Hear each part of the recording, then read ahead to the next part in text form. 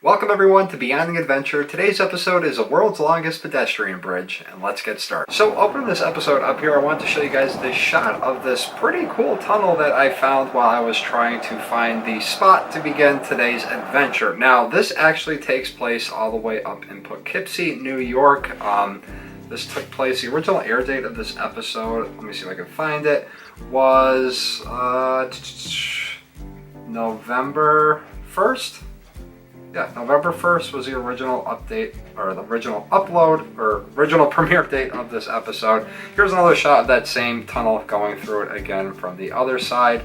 Now, what I was looking for here was a mountain that was a spot that George Washington, I believe, if memory serves me correctly, used it to scout out a location on the Hudson River where they would be able to pull up chains and stop British ships from entering.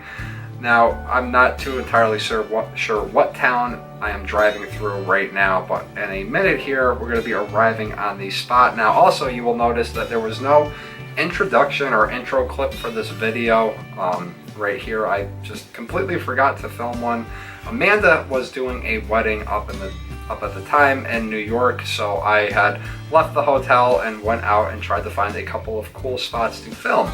Later on in this episode is actually the world's longest pedestrian bridge which crosses the Hudson River. So this is known as Mount Beacon Park. Okay, so let me pull up online Mount Beacon Park. On a 1 mile trail that connects to many more miles of trails. Mount Beacon Park. It's in Beacon, New York. Okay, and Mount Beacon Park. Now I just remember there was a really cool building up on the top, or a abandoned motor building where they used to pull trolleys up the mountain. So Mount Beacon Park is 15 acres. This is from the website scenichudson.org. Yes, the trail up Mount Beacon is steep, but occasional switchbacks make the aerobic workout manageable. This hike actually begins on a staircase following the course of the Beacon Incline Railway. In the early 20th century, the world's steepest funicular and one of the Hudson Valley's prime tourist attractions. Old foundations and a monument to Washington and his troops preserve the stories of Mount Beacon. There's just me explaining a little bit about what is on the board right here. So heading up this mountain, I had taken the drone with me, though it did not come up for this adventure at all. It was way too windy by the time I got to the top of the mountain here, and there was a storm coming in as well. So you will see right here there are a couple of foundations and everything set off when you were starting to hike up there. Then there was this really long metal staircase that was set up here. I thought that was very cool. It reminded me of something that you would see down in like South Carolina or Georgia, like the Smoky Mountains area. There's just a shot of the city off in the distance there. So here we are traveling up the mountain. I was all by myself for this adventure. Like I said, Amanda was doing the hair for a wedding. Now, there really wasn't that many markers to point you to the right trail to follow, but they all led up the mountain, so I chose whatever one I thought would get me there the quickest. There's the building that I'm talking about. In a second, you'll actually see inside of it.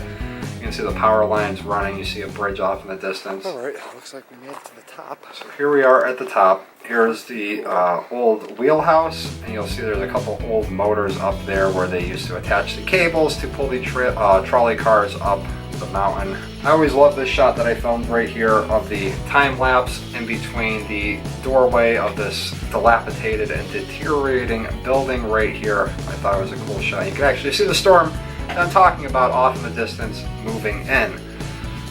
Very, very cold up there. Very, very windy that day, as you can see, and I would like to get back there at some point in time. If I'm ever up in the area, I'd definitely go up there and bring the drone up. But from what I remember, there was also a hotel located up at the top. So it was very similar to Mount Tom in Holyoke. I'll throw a link up here if you want to check that video out. It's a spot in my hometown where there used to be a hotel, and there would be a trolley car that ran up there, and the place burned down. But you can only imagine how much manpower it would have taken to both bring those up there back in the day and also dismantle all that stuff and bring it down the mountain. So you can kind of see why they decided to leave it up there for weather to reclaim. Still kind of So here is like a little sidewalk, or what used to be a sidewalk that would lead you to the top here. If you had a hotel up here, And this is where the hotel was located, up at the top of the mountain. You can see all these guardrails and everything that are set up there so people don't go too close to the edge, because it is crumbling right there. But there is a nice panoramic view of the Hudson River off in the distance. Now, I don't think you can see the bridge that we're going to be going on later on in this episode from here, but you can just see one of the bridges off in the distance. So it is quite a wide river to travel across. Here's just some more walking up around where the old foundations were and everything like that.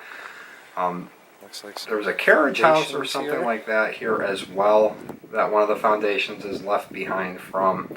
Let's see if I can find anything else online about it while we were up here. Let's see, where is it? It was one of many beacons spanning from the Highlands into New Jersey, intended to warn of British troop movements. Just a mile from its summit is a restored Mount Beacon fire tower where on a clear day you can see from the Big Apple to Albany, which I did not know was up there, but here is just a view of down below in the valley. You can see all the trees and everything. This was well past peak. This was like in November. From what I remember, and just looking at everything, seeing how much of the leaves are gone from the trees. Here's another time lapse there, just showing you the wind and the clouds moving across the mountain and everything like that. Let's see. Mount Beacon. There's something on here. If I can find it. I remember I saw it before when I was researching this park back before I even went up there. Let's see. So I waited up here about 45 minutes. The wind was not dying down. Yeah, so you can hear the wind in the background just howling. So I decided to head down the mountain there. And actually, if I do recall, going down the mountain there was rain and a little bit of snow coming down as well. So I hightailed it down the mountain there. Let's see. I do remember something about they use this spot as, to determine locations to stop English ships from entering the channel. So here I am actually leaving the park. Clearly, whatever I did with the MacBook the other day did not resolve the issue because it's randomly shutting off on me again. So I don't know, I got to try to figure something else out for that. Now you can actually see in a second, there's the rail line running right next to the river. I don't know the exact rail line of that, and that is a shot up there before, not that shot. You can see the train all the way on the other side.